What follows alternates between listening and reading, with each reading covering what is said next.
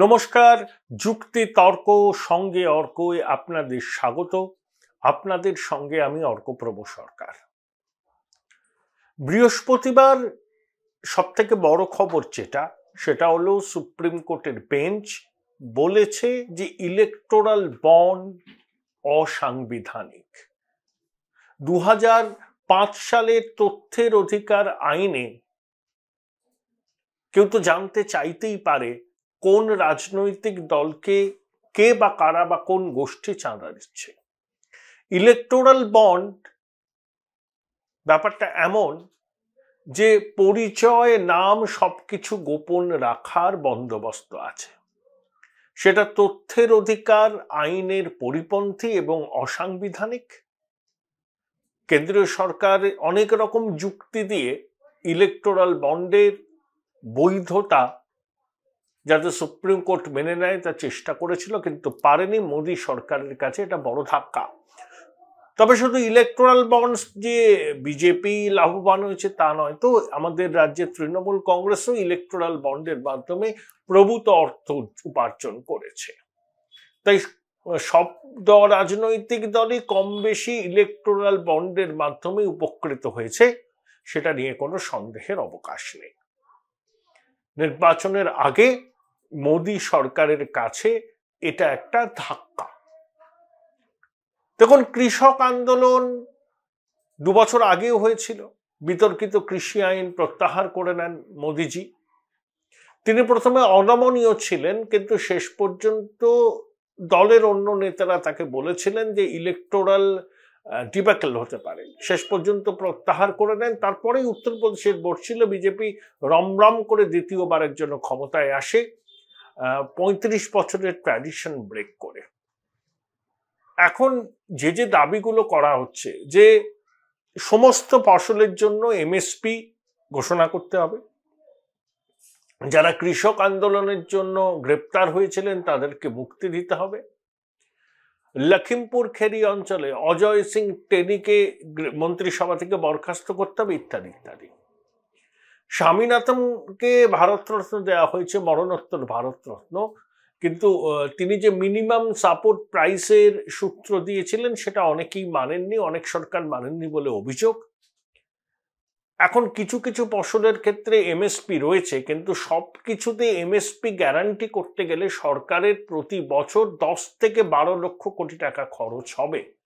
সরকারের বক্তব্য, শুধুমাত্র এমএসপি গ্যারান্টি দিতে গেলে এত কোটি টাকা যদি খরচ হয়, তাহলে অন্যান্য খাতে খরচ করার জন্য কি থাকবে? পেন্সিল।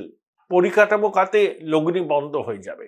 তবে সবাই আশাবাদী, আলাপ আলোচনার মাধ্যমে বিষয়টির নিষ্পত্তি হবে। বিরোধীরা ঘোলা জলে মাছ ধরতে নেমে পড়েছেন। রাহুল গান্ধী ওই ন্যায়যাত্রা কার্যত বাতিল করে চলে আসছেন এই কৃষকদের পাশে থাকার বার্তা দেওয়ার জন্য। এটা বিরোধীরা করবেনই। যখনই এই ধরনের পরিস্থিতি হয়, বিরোধীরা সরকারকে বেকায়দায় ফেলবার চেষ্টা করে। এবার আসি আজকের প্রতিবেদনের মূল বিষয়, সেটা হচ্ছে নির্বাচন কমিশনের সিদ্ধান্ত। নির্বাচন কমিশনের সচিব ভারতের স্বরাষ্ট্র মন্ত্রকের অ্যাডিশনাল সেক্রেটারিকে চিঠি দিয়ে মোট 3400 কোম্পানি কেন্দ্রীয় বাহিনী লোকসভা নির্বাচনের জন্য লাগবে সেটা জানিয়েছেন। তাৎপর্যপূর্ণভাবে তার 1/3 বেশি লাগবে শুধু পশ্চিমবঙ্গের জন্য, মানে 920 কোম্পানি কেন্দ্রীয় বাহিনী। 2019-এর লোকসভা নির্বাচনে সম্ভবত 767 কোম্পানি কেন্দ্রীয় বাহিনী ছিল, 7 দফায় ভোট হয়েছে। এবার একলপ্তে 153 কোম্পানি কেন্দ্রীয় বাহিনী বেশি মোতায়েন করা হচ্ছে। পঞ্চায়েত নির্বাচনে রাজ্যের হাইকোর্টের প্রধান বিচারপতির নির্দেশে 800 কোম্পানি কেন্দ্রীয় বাহিনীর কথা বলা হয়েছিল। সেই কেন্দ্রীয় বাহিনী শেষ মুহূর্তে আসে, তাদেরকে প্রপারলি ডিপ্লয় করা যায়নি, এরিয়া ডমিনেন্সের কাজে ব্যবহার করা যায়নি, কোনো কিছুতেই তাদেরকে সেভাবে কাজে লাগানো যায়নি। কারণ নির্বাচন কমিশনে ছিলেন, রাজ্য নির্বাচন কমিশনের মাথায় ছিলেন অনুপ্রাণিত এবং গৃহপালিত এক ভদ্রলোক। তাই পঞ্চায়েত নির্বাচনে কিভাবে ভোট হয়েছে সেটা আমরা সবাই জানি। পঞ্চায়েত নির্বাচনের দিন ঘোষণা থেকে ফলাফল বেরানো পর্যন্ত, বোর্ড গঠন করার পর্যন্ত 56-57 জনের মৃত্যু হয়েছে, ভাঙড় জ্বলেছে, মুর্শিদাবাদ জ্বলেছে, রাজ্যের বিভিন্ন প্রান্তে হিংসা অশান্তির খবর এসছে। এটা নিয়ে তো কোনো দ্বিমত কারুর থাকতে পারে না। সেই প্রেক্ষিতেই নির্বাচন কমিশনের এই সিদ্ধান্ত, 920 কোম্পানি কেন্দ্রীয় বাহিনী। উত্তরপ্রদেশে 8টা লোকসভা, মোতায়েন করা হচ্ছে 250 কোম্পানি কেন্দ্রীয় বাহিনী। পশ্চিমবঙ্গে 42টা, মোতায়েন করা হচ্ছে 920 কোম্পানি কেন্দ্রীয় বাহিনী। এমনকি জম্মু কাশ্মীর, যেখানে উগ্রপন্থার সমস্যা আছে, সেখানেও যে কেন্দ্রীয় বাহিনী মোতায়েন করা হচ্ছে পশ্চিমবঙ্গ থেকে অনেকটা কম। ছত্তিশগড়, মাওবাদী অধ্যুষিত অঞ্চল, যার কেন্দ্রীয় বাহিনী মোতায়েন করা হচ্ছে তা আমাদের থেকে অনেক কম। ওখানে বোধহয় 330 কোম্পানি না 40 কোম্পানি, এখানে 920 company. Join Indian Institute of Hotel Management now. Right choice, right decision. তাহলে বুঝতে পারছেন যে আমরা কোন জায়গায় দাঁড়িয়ে আছি। নির্বাচন আসলেই হানাহানি, রক্তারক্তি, এলাকা দখল, সন্ত্রাস, মাতৃশক্তির হাহাকার, পরিবারের পুরুষ সদস্যের মৃত্যু, বাড়িঘর জ্বালিয়ে দেওয়া, এসব আমরা দেখেছি। আগে আমরা বিহার, উত্তরপ্রদেশের ভোট নিয়ে বলতাম ওখানে ভোটের নামে রক্ত স্নান হয়। এখন বিহারে ভোট হয় নিরুপদ্রবে, উত্তরপ্রদেশে ভোট হয়, কেউ অভিযোগটুকু তুলতে পারেন না। কিন্তু পশ্চিমবঙ্গে দেখুন, দীর্ঘদিন ধরে যে ট্র্যাডিশন চলছে, সেই ট্র্যাডিশন তো বন্ধ হওয়ার কোনো লক্ষণ নেই। উত্তর হিংসা, সংঘর্ষ, জীবনহানির ঘটনা বাড়ছে। এবং সেই প্রেক্ষিতকে মাথায় রেখেই নির্বাচন কমিশনের নজিরবিহীন সিদ্ধান্ত।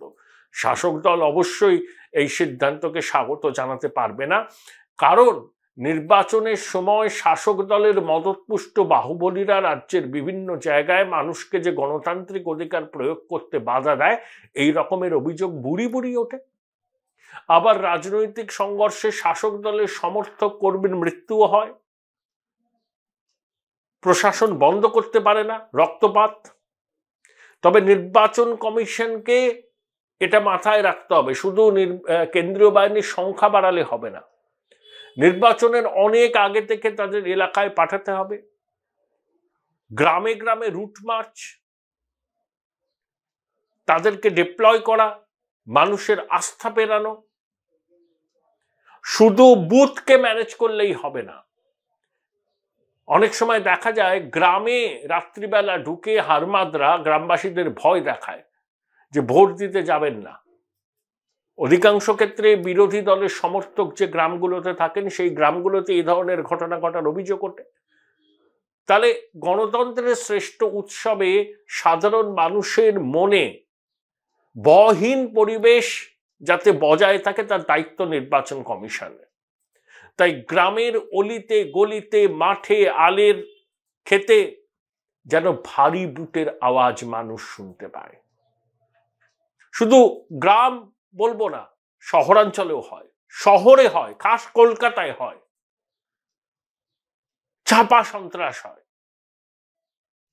ফোন করে হুমকি দেওয়া হয়, বাড়িতে থান পাঠানোর ঘটনাও ঘটে, সাদা থান। মানুষকে এই আশ্বাসটুকু দিতে হবে, আপনারা গণতান্ত্রিক অধিকার নির্ভয়ে প্রয়োগ করুন, নির্বাচন কমিশন তার জন্য যা করার তাই করবে। এবং ভোটের পরেও 1 মাস অন্তত 450 কোম্পানি কেন্দ্রীয় বাহিনীকে এখানে রাখতে হবে, এই দাবি করছি।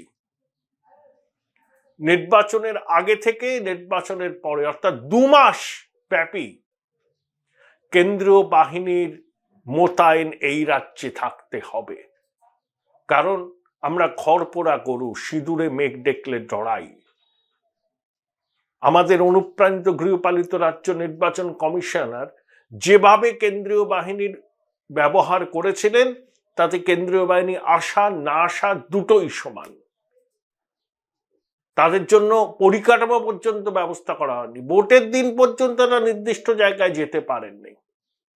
আশা করি দেশের নির্বাচন কমিশন সমস্ত রকমের তথ্য নিয়েছেন, ফিডব্যাক নিয়েছেন, সবার সাথে কথা বলেছেন, সংবাদপত্রে রিপোর্ট দেখেছেন, সব রাজনৈতিক দলের সঙ্গে কথা বলেই এই সিদ্ধান্ত নিয়েছেন। এবং আমাদের দাবি এই 920 কোম্পানি কেন্দ্রীয় বাহিনীকে এমনভাবে মোতায়েন করা হোক যাতে বাংলার গণতন্ত্রপ্রিয় মানুষ নির্ভয়ে ভোট কেন্দ্রে যেতে পারেন। স্ট্রং রুম পাহারার ক্ষেত্রেও যেন উল্লেখযোগ্য ভূমিকা নিতে কেন্দ্রীয় বাহিনীকে দেখা যায়, এবং নির্বাচন পরবর্তী অন্তত 1 মাস অন্তত 450 কোম্পানি কেন্দ্রীয় বাহিনীকে রাজ্যে মোতায়েন রাখা হোক। নির্বাচনের ফল বেরোনোর পর পোস্টপোল ভায়োলেন্স এ রাজ্যে ঘটে, আমাদের সহনাগরিকের রক্তে যেন বাংলার মাটি আর রঞ্জিত না হয়। যে কোনো মানুষ যে কোনো রাজনৈতিক দল করতে পারেন, তাদের গণতান্ত্রিক অধিকার। তার মানে এই নয় যে তাকে রাজনৈতিক হিংসার মুখে পড়তে হবে। দেশের নির্বাচন কমিশনের কাছে এটা সব থেকে বড় চ্যালেঞ্জ যে পশ্চিমবঙ্গের ভোট অবাধ, শান্তিপূর্ণ এবং রক্তপাতহীনভাবে করা।